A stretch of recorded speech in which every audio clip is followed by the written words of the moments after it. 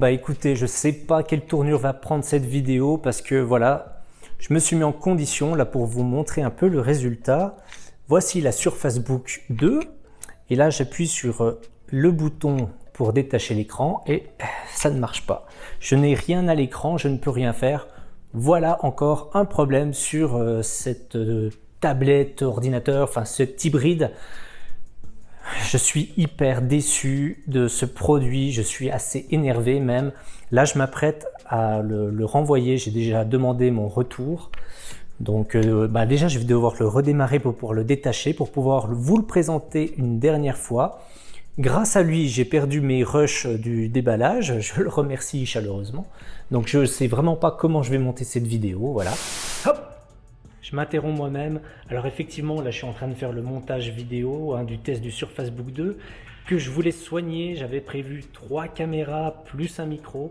Et ben malheureusement, la carte SD qui tenait la vidéo principale plus le son, et ben je l'ai cassée à l'intérieur du Surface Book. C'est hyper rageant.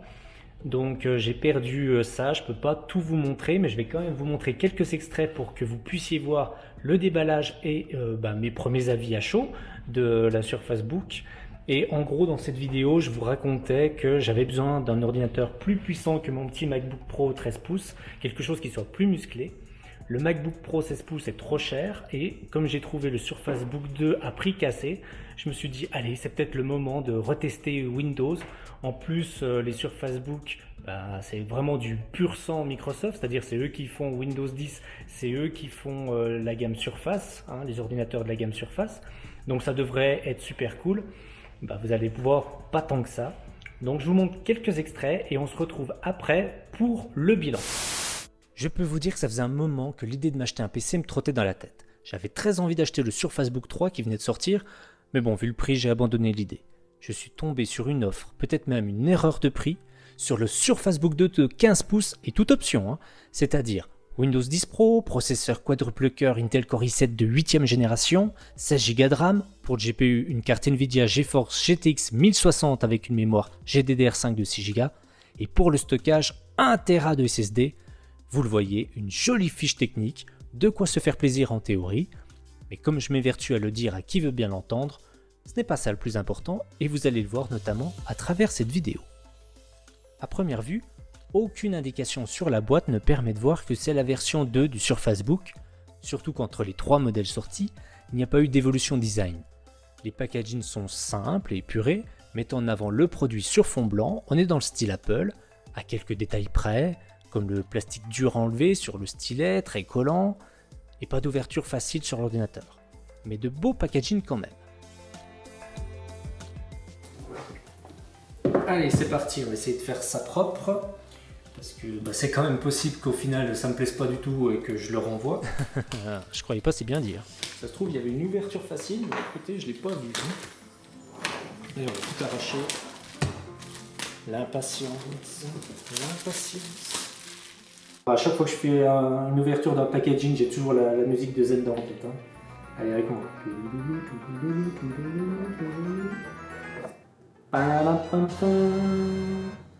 En ouvrant la boîte, la taille de la Surface Book de 15 pouces m'a surprise. En même temps, je suis habitué à un Surface Book de 13 pouces qui m'accompagne depuis 2016 et d'un iPad Pro de 11 pouces. Forcément, à côté, l'engin paraît assez grand et très épais, mais quand même qualitatif. Rien à signaler de spécial dans la boîte, juste un petit fascicule et un chargeur qui se branche sur la partie clavier via Surface Connect. Ce port est aimanté, comme ce qu'on pouvait trouver sur les anciens MacBook Pro. Sauf que ce port permet également de connecter un Surface Dock en option qui permet d'ajouter des ports USB et Ethernet.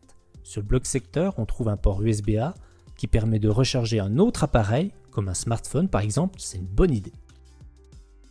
Voilà la découverte du produit. De suite, on distingue un jour entre la partie clavier et l'écran, avec cette charnière si particulière au Surface Book qui permet un mécanisme spécial, c'est son principal argument de vente, on peut détacher l'écran. La surface est moins lisse que mon MacBook Pro. Allez, c'est parti pour le premier allumage. Aïe, raté. Le produit est arrivé sans batterie. J'ai aussi constaté qu'on ne peut pas détacher l'écran si la surface n'est pas assez rechargée et qu'on ne peut pas recharger uniquement la partie tablette. Au premier lancement, l'assistant de Microsoft, Cortana, donne de la voix pour nous aider. Bonjour, je suis Cortana et je suis là pour vous aider. C'est bien gentil, Cortana, enchanté. Une connexion, un peu de Wi-Fi et nous en aurons fini avec la mise en service de votre PC. Ok. Tout est bien expliqué, permettant n'importe qui de lancer son ordinateur sans trop de problèmes. À quelques détails près, Cortana peut se montrer un brin agaçante. Maintenant, nous allons vous connecter à un réseau. Maintenant, entrez vos informations d'identification. Maintenant, entrez vos informations d'identification. Oui. Maintenant, entrez vos informations d'identification. Oui. Non mais j'ai bien compris, il faut juste me laisser un peu de temps. Voilà, alors est-ce que ça marche? Maintenant, entrez vos informations d'identification. J'ai une malédiction avec le Wi-Fi, hein. C'est fou ça. Mission accomplie. Vous êtes connecté. Oui. Pardon. Nous pouvons maintenant chercher des mises à jour. Déjà? En plus de nous imposer une mise à jour d'entrée de jeu, certaines parties de l'installation mélangent français et anglais. Alors pas de souci pour les bilingues, mais je peux pas m'empêcher de penser à nos oncles, les grands-mères et autres qui ne sont pas à l'aise avec l'anglais. Sur la partie tablette, on trouve le bouton d'allumage, les boutons volume plus et moins.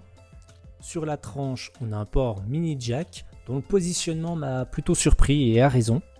Ça m'a sauté aux yeux, mais l'écran est très beau, surtout comparé aux autres PC que je vois habituellement. On trouve aussi une webcam 1080p, sachant que celle des MacBook n'est qu'en 720p. Il y en a même une seconde qui est placée à l'arrière, permettant de scanner des documents par exemple. Le son des haut-parleurs est bon, mais sans plus. On n'est pas au niveau des derniers MacBook Pro. Sur la partie du bas, le trackpad est bon, mais vraiment petit. Surtout comparé au dernier MacBook Pro. Non mais regardez la taille, sachant que je n'ai qu'un MacBook Pro de 13 pouces. Dans les bonnes surprises, le clavier m'a tout de suite plu. La frappe est très agréable, la connectique est assez complète. On trouve 2 ports USB à 3.1, un lecteur de carte SD, ce qui me manque le plus sur mon MacBook Pro.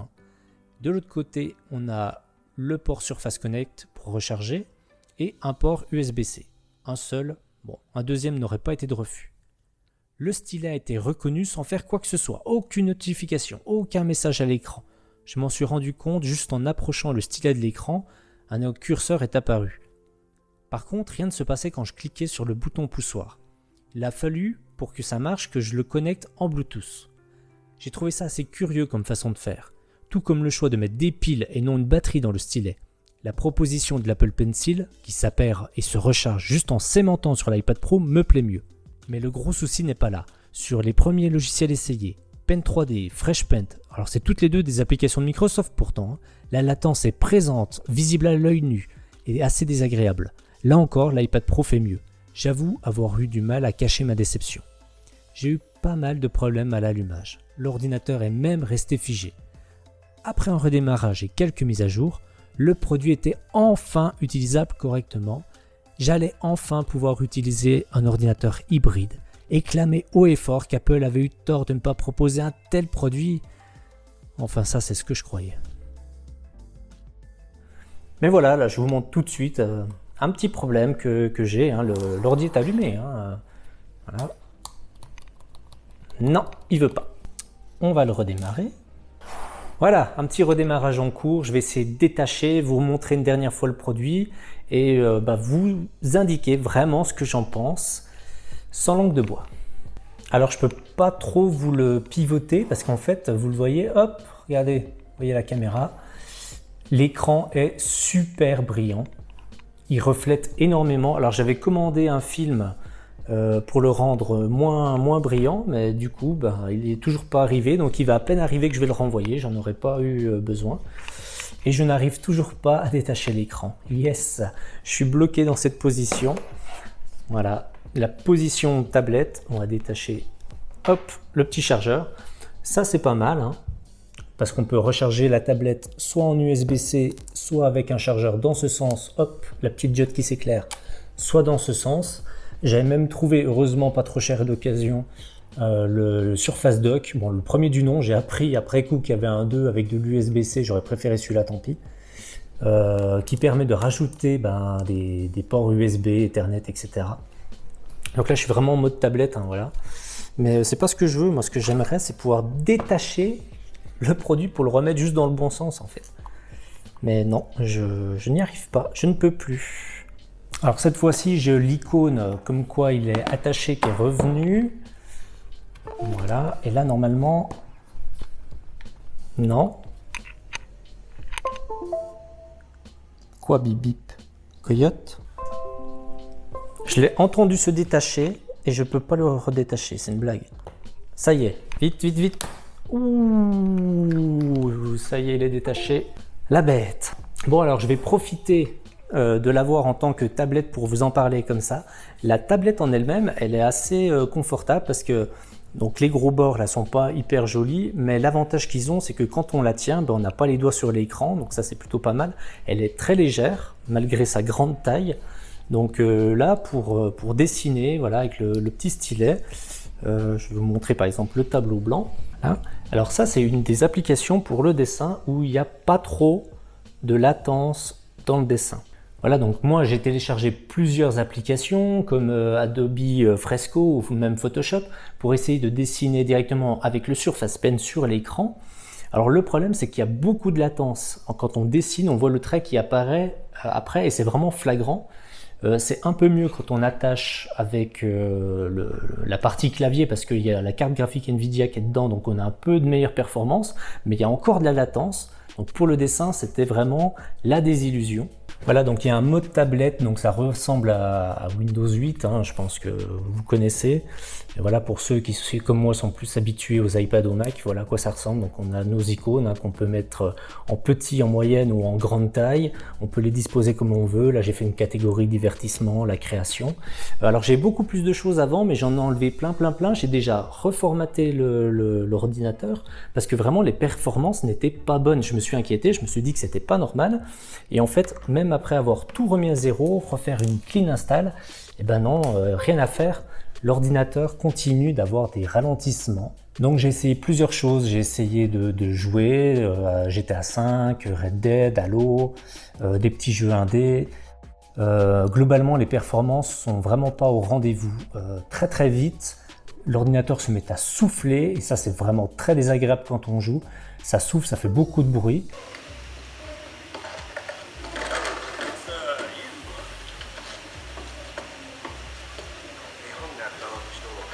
Donc il faut jouer au casque. Le problème c'est que la prise casque, voyez-vous, elle est disposée juste ici. Donc on a le câble qui se balade, c'est vraiment pas agréable. Donc je pense qu'il privilégie d'avoir des casques Bluetooth, mais alors vous avez une latence. Donc c'est un peu pénible également. Sur Red Dead Redemption 2, j'ai vraiment galéré à le faire tourner. Déjà il faut se mettre en mode DirectX 12. Par défaut il est en Vulkan ou Vulkan, je sais pas comment ça se dit. Et impossible de le mettre en plein écran. En DirectX 12, donc il a des performances qui sont un peu moins bonnes. Et puis là, bah, c'est variable. Des fois, le jeu marche plutôt pas mal. Des fois, il y a de gros ralentissements, il est injouable. Même des jeux indés, très vite, ça commence à ramouiller. En fait, dès que l'ordinateur commence à chauffer, à ventiler pas mal, là, il y a une baisse de performance, ce qui est assez impressionnant. Donc j'ai mis à jour tous les pilotes, tout ce que je pouvais en espérant que ça marche mieux. Comme je vous l'ai dit, j'ai même formaté, recommencé à zéro pour voir si j'avais pas fait une erreur. Eh ben non. Un des arguments de vente du Surface Book 2, c'est qu'on peut détacher l'écran. Et ça, vraiment, j'avais de grosses attentes là-dessus. J'ai toujours voulu qu'Apple fasse un produit comme ça. Dans les faits, c'est pas terrible. Je détache très peu, souvent, la tablette. Un petit peu pour dessiner, être à plat sur le canapé. Mais en même temps, l'écran est tellement grand que je le fais pas trop. C'est pas non plus hyper confortable. Je vais essayer de vous faire une démonstration s'il veut bien que je le détache. Voilà, donc là je suis en mode tablette, donc là c'est pas mal pour dessiner à plat, encore que j'aime bien qu'ils soient un peu relevés. Et comme je vous disais, comme il manque un peu de puissance, vaut mieux le laisser clipser comme ça dans l'autre sens, ça le surélève un tout petit peu, même pas assez je trouve. Et on a des performances qui sont un peu meilleures. Mais sur le canapé, voilà, ça c'est pas mal pour naviguer un peu. Encore que je trouve que Windows soit pas vraiment fait pour le mode tablette, c'est vraiment pas au niveau d'un iPad tout simplement. Et il y a également le mode tente. Alors ça, je savais pas trop si vraiment j'allais m'en servir. Alors vous pouvez diffuser du contenu multimédia, regarder la télé, YouTube, Netflix, ce que vous voulez. Comme ça marche. Mais en fait, moi, je m'en suis surtout servi en deuxième écran. Donc, j'ai connecté mon ordinateur, l'écran de mon ordinateur à côté.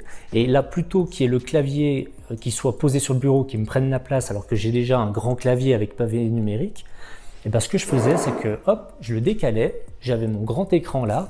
et puis je prenais ma souris, mon clavier que j'avais choisi, et ça je l'utilisais comme un deuxième écran. Ça c'est vraiment pas mal. Pour le montage vidéo, alors malheureusement j'ai essayé plein de choses mais j'ai pas trouvé d'équivalent ni à iMovie ni à Final Cut qui soit vraiment convaincant, aussi intuitif, qui fonctionne aussi bien. Dans les meilleurs, il y a évidemment les Adobe, que ce soit Premiere ou Rush. Rush est vraiment pas mal mais il lui manque encore certaines fonctions. Et surtout pour les deux, je trouve que les performances ne sont pas du tout au rendez-vous, ça rame à mort. Et ce que je comprends pas, c'est que Premiere Rush, sur mon iPad ou sur mon vieux MacBook qui a même pas de carte graphique, qui est 2016, il tourne à merveille, alors que sur ce machin qui est hyper puissant, non, ça rame, ça plante. Les plantages, il faut absolument qu'on en parle. Ça plante sans arrêt, c'est insupportable. J'ai sans arrêt des fenêtres, telle application à quitter inopinément avec le petit truc qui cherche une solution. J'avais complètement oublié ce truc en étant sur Mac, c'est vraiment pénible. Alors ça arrive sur Mac, il y a toujours des plantages, des trucs et tout. Un petit forcé à quitter, c'est reparti, mais c'est rare. Ici, c'est tous les jours, mais vraiment tous les jours. Quand j'ai fini ma vidéo avec le déballage des Playmobil, sans déconner, donc je l'ai fait sur Adobe Rush, le truc plantait mais tous les quarts d'heure. Il y a une application qui est pas mal, c'est Votre Téléphone. L'application Votre Téléphone fait le lien en fait entre Windows et votre téléphone Android. Alors ça marche pas avec iOS. Dans les faits, c'est vraiment pas mal. Vous pouvez voir vos messages, prendre vos appels, voir vos photos, même voir complètement le contenu de votre téléphone en mirroring et même faire glisser-déposer des fichiers carrément du téléphone sur l'ordinateur. Et en fait, c'est pas toujours super intuitif, ça marche pas vraiment exactement comme on veut. Et puis surtout, vous voyez comme là, par exemple, je sais pas pourquoi, je n'arrive pas à me connecter sur mon téléphone et peut-être que demain ça va marcher très bien. Je comprends pas. Allez, on va le remettre en mode ordinateur. Toujours pareil, si j'arrive à détacher l'écran. Et voilà, c'est une blague. Il ne veut de nouveau plus se détacher.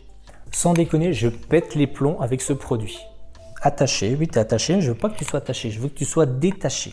Je vais essayer de quitter toutes les applications. Je vais réessayer, je vais quitter le mode tablette. Et je vais essayer de le détacher en appuyant sur le bouton à l'écran tactile. Voilà, là ça marche, alors que le bouton sur le clavier pour détacher ne marche plus.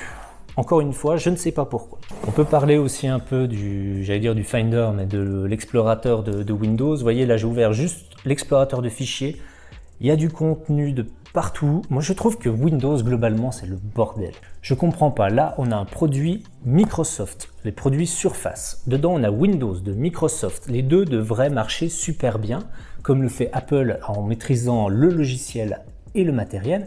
Eh ben non, il y a plein de plantages, il y a plein de trucs qui marchent pas. Je trouve que vraiment, c'est ma grosse déception, les performances ne sont pas au rendez-vous et les bugs sont beaucoup trop nombreux. J'aime bien l'état d'esprit d'Apple de faire des glisser-déposer de tout, je veux enregistrer mon document à un endroit, je vais venir glisser vers la fenêtre, tout ça marche de façon très fluide.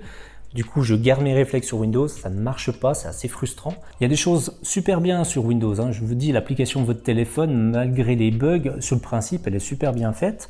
Et puis j'aime bien aussi le mode, comme ça on va venir partager les fenêtres, tac. Voilà, là je vais venir disposer la taille que je veux de ma fenêtre. Hop, par exemple. Ça c'est plutôt bien fait. J'aimais bien aussi le menu démarrer comme ça, avec les tuiles qu'on va venir personnaliser, mettre de la taille qu'on veut, faire des dossiers, des choses comme ça. Finalement, j'en suis revenu, je me suis un peu lassé de ça. Et surtout, ce qui m'a fait le déclic, c'est quand j'ai repris mon MacBook Pro. Donc il est de fin 2016, il n'a pas de carte graphique, c'est juste une puce Intel, c'est un i5. Et pourtant, il tourne mieux, il est beaucoup plus fluide que ce Surface Book qui est tout neuf, là, qui a une carte graphique Nvidia, ce que vous voulez. Vraiment, je pense que là, vous le sentez, je suis très déçu. Ce produit, j'avais vraiment envie de l'aimer. Je suis frustré qu'Apple ne sorte pas quelque chose comme ça, un Mac qui soit tactile, qui serait compatible avec Apple Pencil. Je me suis dit bon puisque c'est comme ça, on va prendre un produit Android, on va prendre un Surface, on va mixer tout ça. En plus je pourrais faire un peu de gaming, c'est le cas, mais bon ça tourne pas bien. Et au final je n'ai pas d'autre mot que déception, à part peut-être frustration. Et puis donc je vous l'évoquais, donc le fait de détacher l'écran déjà, donc ça marche pas bien, c'est assez pénible. Et puis surtout en fait je me rends compte que le seul mode que je me sers c'est quand je plie l'ordinateur en deux. Donc en fait un modèle yoga où on viendrait plier complètement l'écran, pouf, et avoir l'écran là pour le mettre en mode tente, pour faire du double écran, mettre sur les genoux pour dessiner, ce serait pas mal. Je vous ai pas parlé du Surface Pen, donc Pour l'instant, j'ai pas eu besoin de changer les piles, mais je trouve ça un peu dommage de mettre des piles dans un produit. Je préfère la proposition d'Apple à mettre une batterie qui va venir se recharger quand on vient alimenter sur l'iPad. J'aime bien le fait d'avoir un petit bouton poussoir là qui me permet de déclencher une action. Comme là, hop, je vais choisir le tableau blanc, ce qui va me permettre de vous montrer des choses, de faire hop, un petit dessin. Mais comme je l'évoquais, il y a quand même pas mal de latence et je trouve que l'inclinaison n'est pas bien pris en compte. Quand on a l'habitude de l'Apple Pencil 2 avec les nouveaux iPad Pro, c'est difficile de s'habituer à ça. Le design du Surface Book, il est quand même assez élégant. Je ne vais pas dire qu'il est intemporel, il a quelques années, mais il n'a pas trop pris de rides. Franchement, il est élégant avec ce magnésium comme ça, le petit logo Microsoft au dos. C'est un beau produit.